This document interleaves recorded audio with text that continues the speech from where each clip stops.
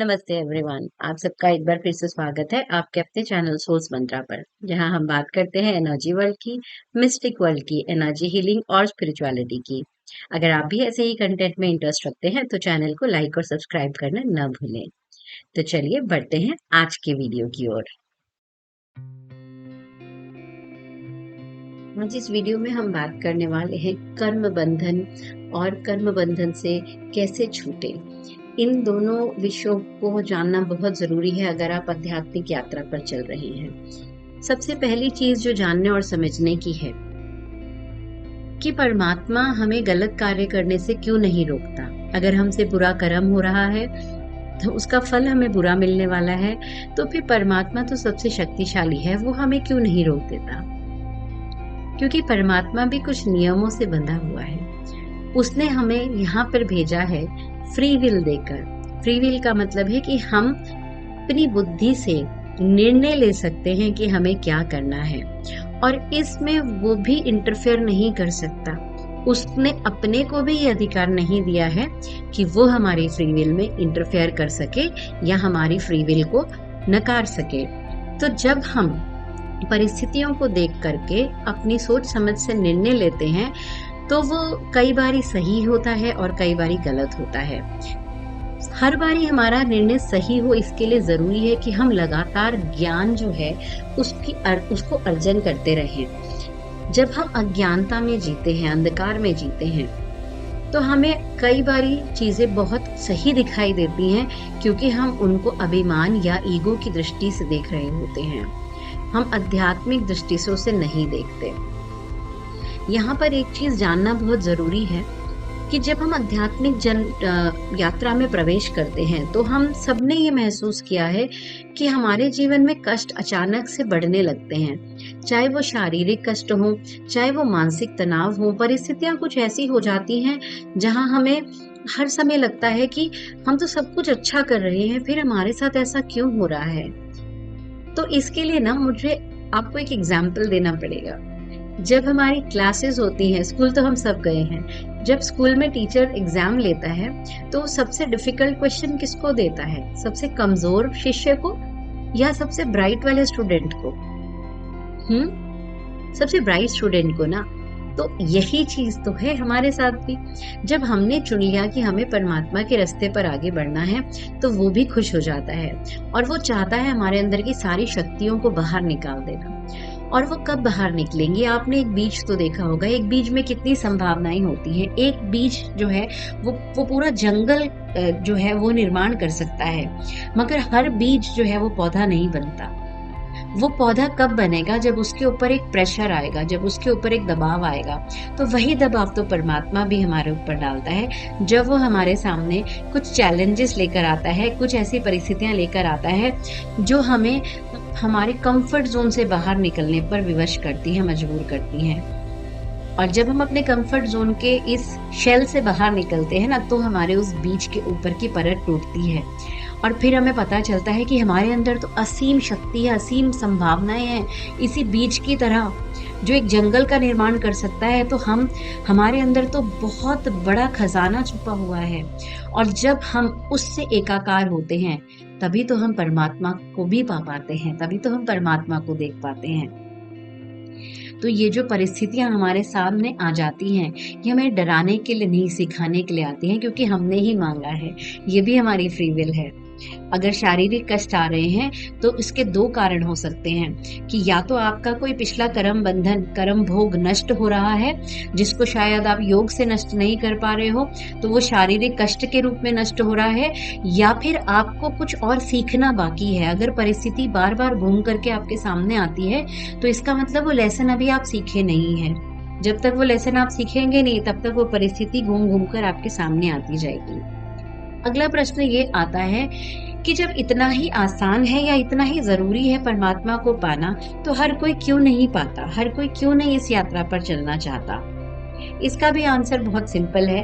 अगर हम इंडिया की बात करें तो इंडिया में सबसे जो हाईएस्ट एग्जाम है वो यूपीएससी का है, जो आईएएस बनने का एग्जाम लोग देते हैं। अगर आप आईएएस बनने के एग्जाम की तैयारी करोगे तो आप उसे पा पाओ या नहीं पा पाओ, क्लियर करो या नहीं करो, दोनों ही कंडीशन में आपकी जो ज्ञान का स्तर है, जो लेवल है, वो बहुत ऊपर हो जाएगा और आप बहुत सारी नीचे की नौकरियों के लिए या नीचे की किसी भी और कार्य के लिए बिल्कुल अपने आप एलिजिबल हो जाएंगे। मगर अगर आपने तैयारी ही क्लर्क बनने की करी थी तो आप आईएएस तो कभी नहीं बन पाएंगे। यही चीज अध्यात्म पर भी लागू होती है।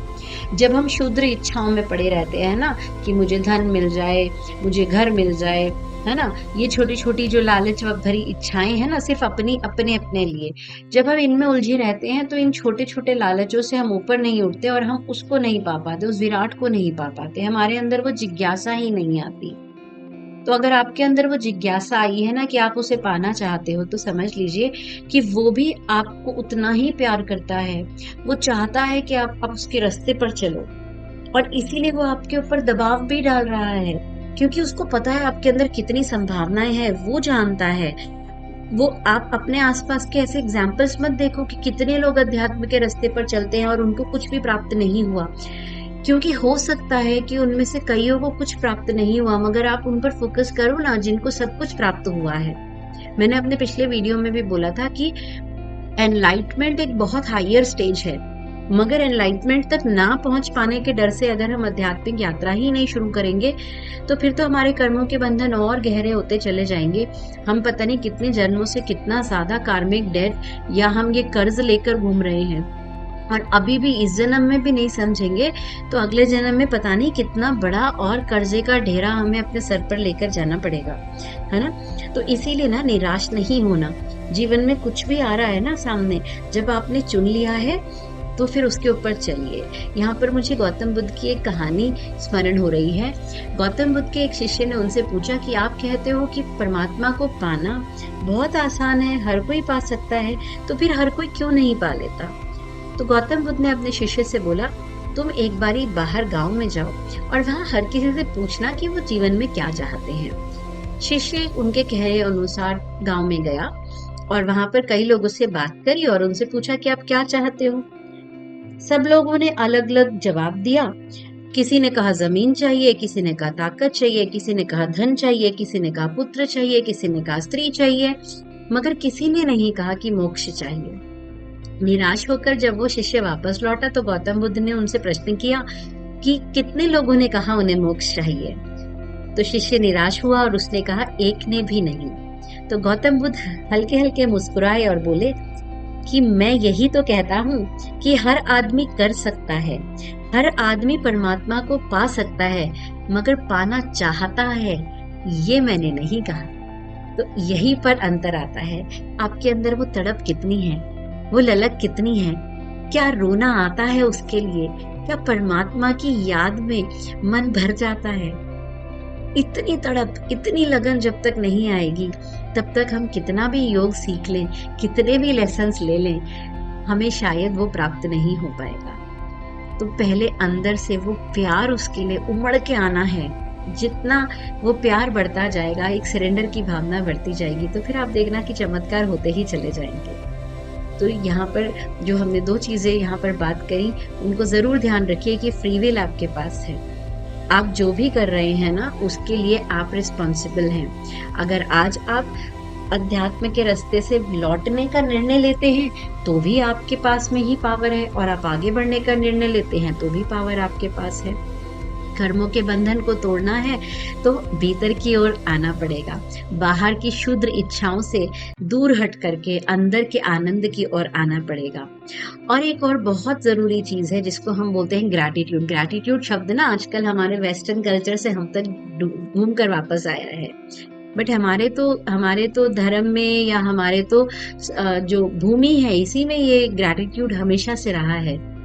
हमने कभी भी, हमारे आप पुराने ग्रंथ पढ़कर देख लीजिए कि अगर किसी को एक पत्ता भी जंगल से तोड़ना होता था तो भी आप पहले उस वृक्ष से हाथ जोड़कर परमिशन लेते थे।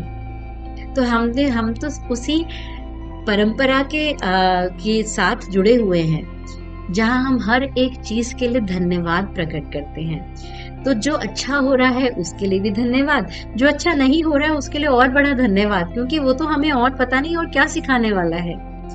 तो समझे ना कि ये जो है ये बहुत बड़ी यात्रा है।